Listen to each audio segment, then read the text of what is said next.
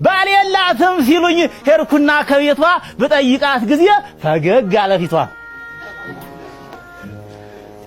ብትሬን አኖርኩኝ ተዝናናሁኝና ከመሪው ቁጭ አልኩኝ ደገፍ አልኩኝና ሳይ ይህ ነው ያች ወይዘሮ መታ ከማጀቷ ገብታ እንቁላል ዘይቷን አብራ ትሰራና እራት እንብላለች ቀኑ ሳይመሽ ገና።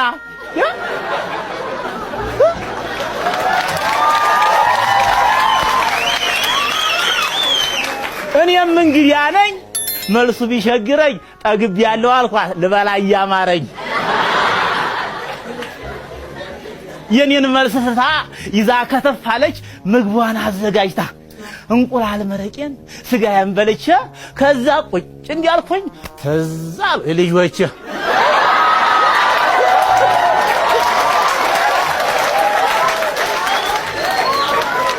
በሆድ ያሰብኩና ዝም ብዬ ቁጭ አልኩኝ።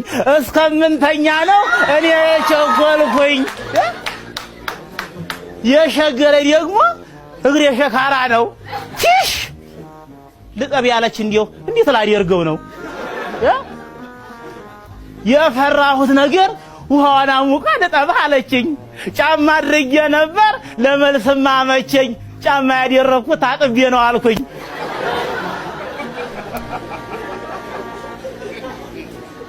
ከተቀመጥኩበት ትንሽ መጠጥ መሳይ እየቀማመስኩኝ አላስችለኝ ብሎ ድንገት ዘወር ስል ወዲያኛው ክፍል ተሰርቷል አልጋዋ።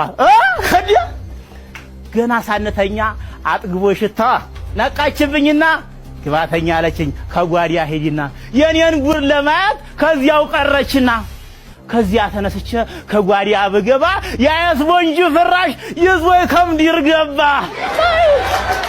ያለው ከያማ በኋላ ልብሷን አወጣጣ ተኛሽ ካጠገቤ። ልነካት ያልኩት ሰው ቸፍ አለብኝ ላቤ። አይገርምላችሁም ወገኔ? ይህ ሁላ ጉር ሲያልፍ ለካስ በልሜ ኑሯል።